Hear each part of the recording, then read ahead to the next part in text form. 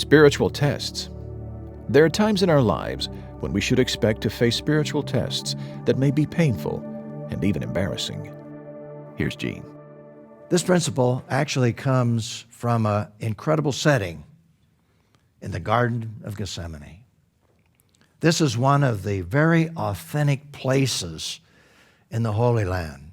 My wife and I have been there several times, and it's just incredible to stand there in that place where Jesus went after he crossed over the Kidron Valley, went through the Kidron Valley, came to the Garden of Gethsemane. And I've sat there or I've stood there with people and we've opened the Scriptures and we read about that experience.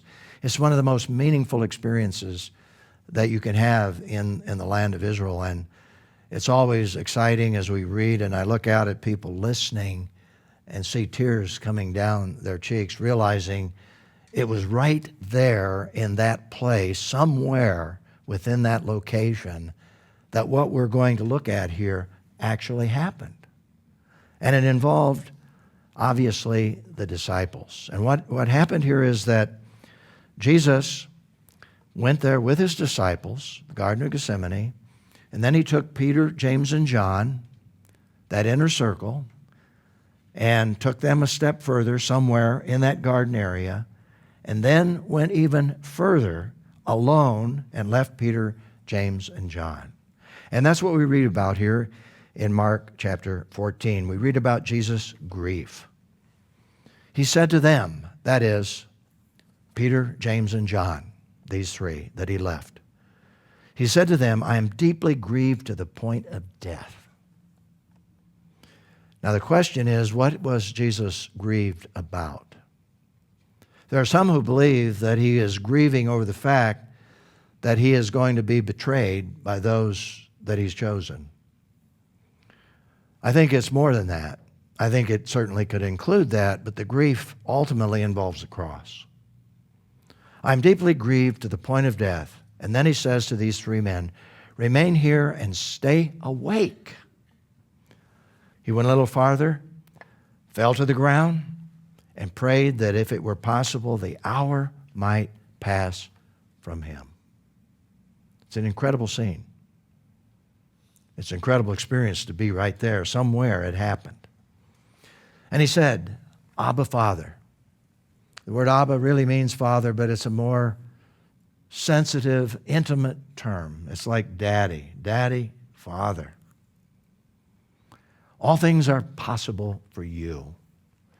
Take this cup away from me. Nevertheless, not what I will, but what you will. And you remember when James and John came and wanted to sit on the right or the left in his kingdom, he said, can you drink the cup that I'm going to drink? And they said, with arrogance, we can. Well, the fact is, they couldn't even stay awake. And that was grief to the Lord Jesus. And so this was a very embarrassing moment, particularly for Peter. And we read about that in verse 37. Then he came and found them sleeping, after he had told them, please stay awake. He said to Peter, Simon, are you sleeping? Now this is very significant. You remember the first time that Jesus met Peter? Simon, son of John? It was in Jerusalem. His brother had become a disciple of John the Baptist, Andrew, and he introduced Peter to Jesus. Jesus never met him before. Peter had never met Jesus before. And Peter came walking and he said, you're Simon, son of Jonah. From now on, you'll be called Peter, which means a rock. Well, isn't it interesting? When he found Peter sleeping, he reverted to his original name.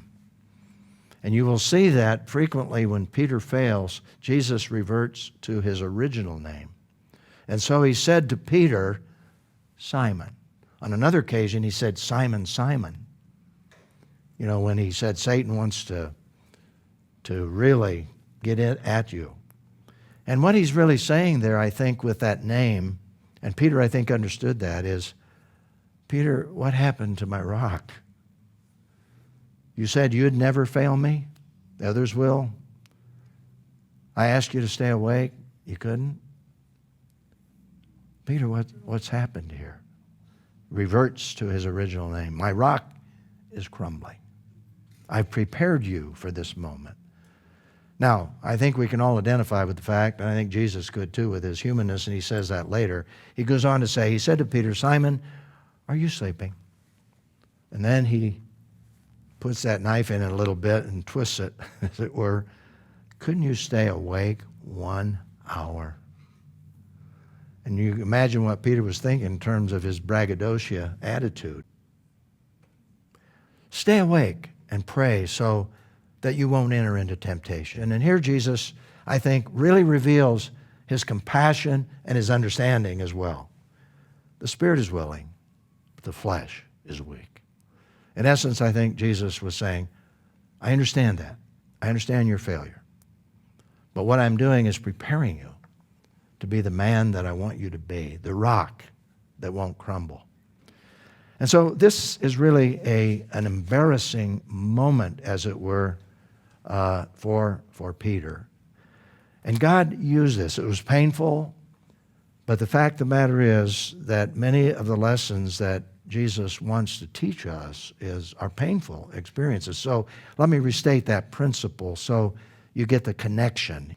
There are times in our lives when we should expect to face spiritual tests that may be painful and even embarrassing. And so I raise the question, can you think of a time in your life when you can identify, to some extent at least, with Peter's experience in the Garden of Gethsemane? I think we all have moments, times, and if we reflect, we can think of experiences, certainly not to equate with the kind of thing that Peter experienced. But I reflected on this. I was just a young Bible college graduate. I was in ministry in Billings, Montana. I was single, young, a part of a radio quartet, doing music ministry, finishing college while I was there.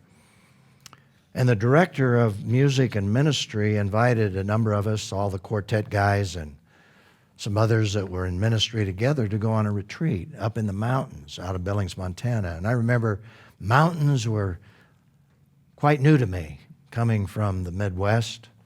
And I was so intrigued, and I went off and started climbing this mountain. There were several other guys that followed me. And before long, we were spending most of the time we should have been in a meeting that was scheduled by a very prominent speaker to share with us and to challenge us. And we just kept climbing, and we got all the way to the top, and then we came all the way down, and it took most of the morning and early into the afternoon when we got down. I still remember the leader who had scheduled that meeting. We had missed it completely. And I remember how embarrassed I was that I had made a choice, and others followed me, to miss what was scheduled to be a time of nurture and growth and spiritual input into our lives. Well, I remember that moment. And we all have experiences like that. And many times the greatest lessons we learn are moments of embarrassment. Now, this was a great moment of embarrassment for the Apostle Peter.